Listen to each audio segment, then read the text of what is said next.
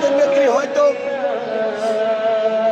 কোন একটি সভা বা সেমিনারে বলবেন, বিএনপি নেতা কর্মীরা তোমরা দেশ বাঁচাও, মানুষ বাঁচাও।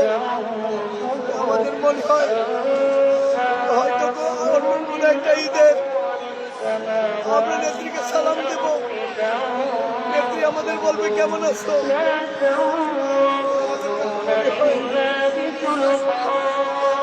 আমাদের নেত্রী আমার আসবে, আমাদের কাছে আপনি আসবে এক অভাগা সন্তান। দিনের পর দিন আমাদের নেত্রী জেল খেলেছে, বছরের পর বছর পরিত্যক্ত ভবনে ছিল, যেখানে মানুষ বসবাসের অনুপযোগী। আমরা সেই কারাগার সে সময় ভাঙতে পারিনি।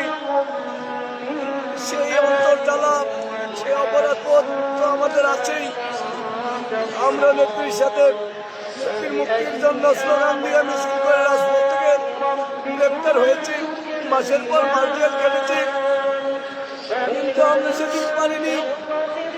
সেদিন যদি আমাদের নেত্রীকে মুক্ত করতে পারতাম, তাহলে খুনি হাসিনার কারাগারে থেকে স্লো পয়নষ্ট হয়ে আমাদের নেত্রীর লিভার হয়তো সেট হতো না, আমাদের নেত্রীর কিডনি হয়তো ভালো থাকতো, বিকল হতো না। আমরা পারি নাই। স্বৈরাচারের বন্দুকের মুখে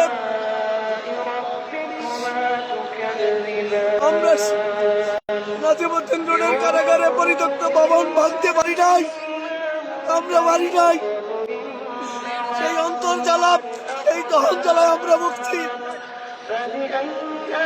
তারেক রহমানও তো একা হয়ে গেল। একজন মানুষ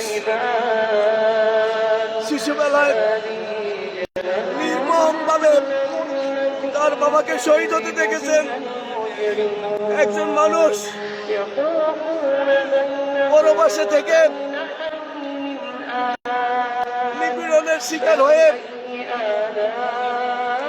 দেশের বাইরে থেকে একমাত্র কলিজার টুকরা ছোট ভাইয়ের মৃত্যুর সংবাদ হজম করেছেন। দেশে কেবল এনেছেন, দেশে সেই মা হারা হলেন। এর চেয়ে বড় এতিম, এর চেয়ে বড় অসহায়, এর চেয়ে বড় দুঃখের আর কি হতে পারে বলেন।